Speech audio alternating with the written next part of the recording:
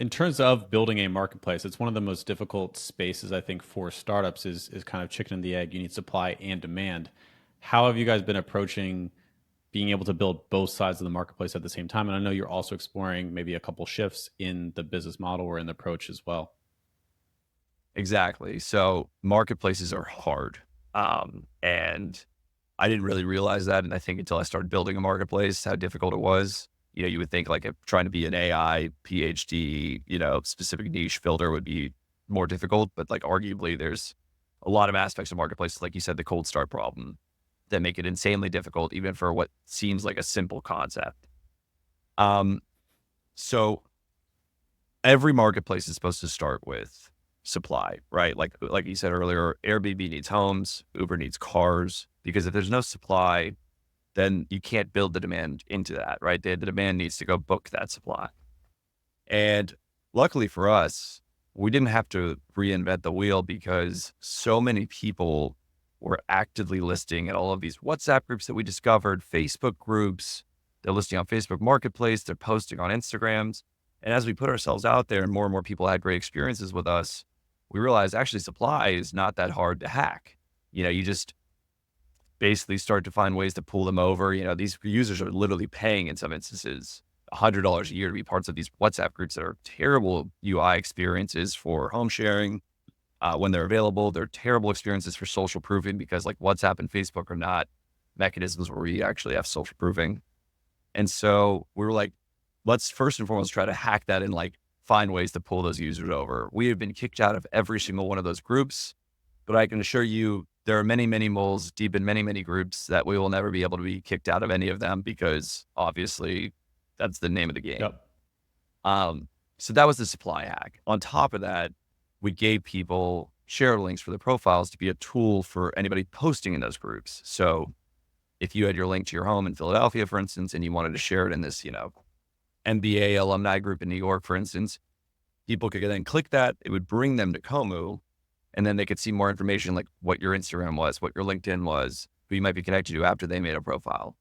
Again, that as a host, you don't actually need to list publicly. You can hide that information, but in this case, they're actively turning to those groups. They're trying to solve a booking problem. So that was our hack for supply. That is where we're at right now, obviously, in terms of like now it's matching supply to demand and how do you match that? And that's a different conversation and a lot of ways that we're experimenting there.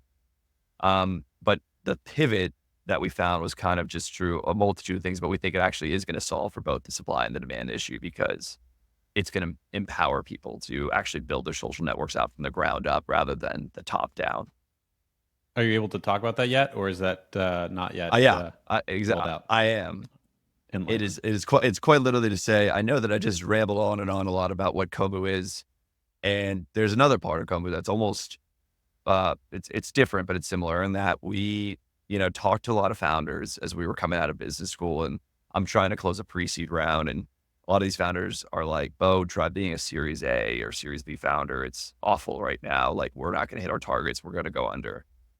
And as we dug in more to like where they were having, let's call it cost issues, where they were trying to cut costs, it turns out that that same problem that created Chrome in the first place, that hotels and Airbnbs and short-term rentals were just becoming incredibly expensive and breaking record high average daily rates month over month over month. That was affecting business travel as well. And we thought, wait a second, what if your employees, if they really want to stay with somebody that they know and trust, what if they reach out to their friends that they had in these core cities, LA, New York, SF, where your employees are traveling? And they said to those friends, hey, I know you'd probably let me stay here anyways, in your spare room or on your couch or when you're not home. But just so you know, my company pay you $100 a night as a gift if I can crash there instead of, $600 a night at the Marriott. Would you be cool if we did that? And it just unlocked a huge opportunity for us because the companies were like, yeah, we do want to cut our lodging expense, 50%. We do have a lot of employees traveling to those cities. The employees are thinking like, oh, now I see why I want to invite my friends to Kommu and book on Kommu because like, obviously like I can give them a huge gift for them being my friends and for, letting me stay in their home.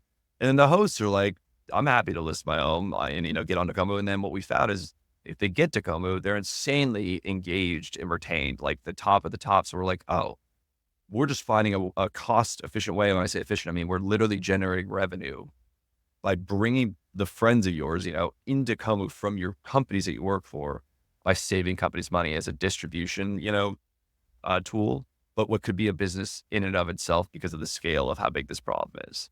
And so that's where we're really leaning in right now. And we just launched our first paid pilot this month. If you enjoyed that clip, there is much more of that conversation. Make sure to check out the full interview where we get into so much more. And if it was helpful, click the like and subscribe button.